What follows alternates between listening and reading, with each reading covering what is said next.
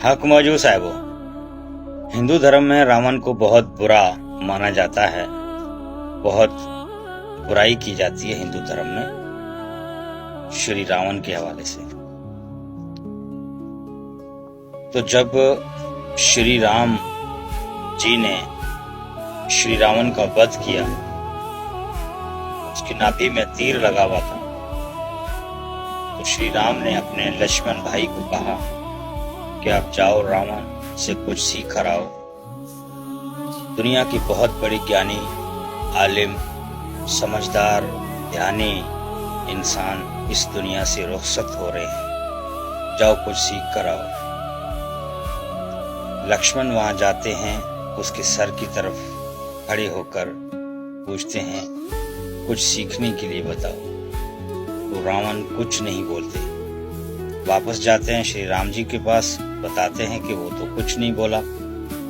तो श्री राम जी कहते हैं कि जब किसी से सीखना होता है तो सर पर खड़े होके, सर की तरफ खड़े होके नहीं सीखते, बल्कि उसके पैरों की तरफ जाते हैं, आजी से अरज करते हैं हाथ जोड़कर।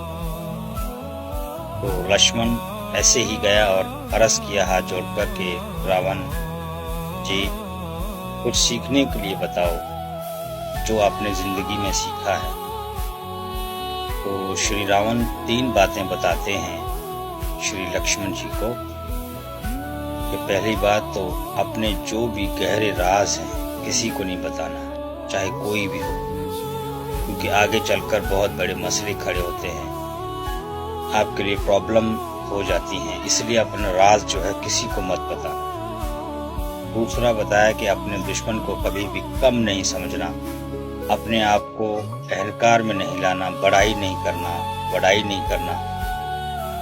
और तीसरी बात बताई कि प्रिया और श्रेया में फर्क रखना, समझना। प्रिया उसको कहते हैं जो शुरू में हमें बहुत अच्छा लगता है, फायदा देता है और आगे चल के हमें नुकसान देता है।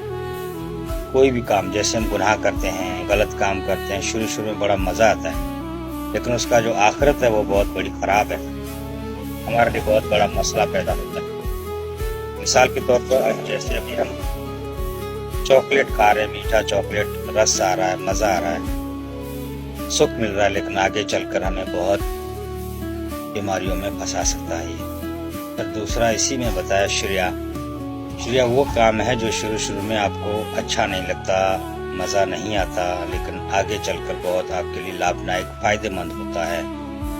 जैसे हम ध्यान करते हैं, मालिक का नाम जपते हैं, मालिक के साथ जुड़ जाते हैं, हम ध्यान करते हैं तो 5-7 मिनट में हम बोर हो जाते हैं, हमें अच्छा नहीं लगता, लेकिन अगर हम ध्यान करें, मेडिटेशन करें तो आगे चल के हमारे लिए बहुत सारी चीजें लाभदायक, फायदेमंद हो जाती है।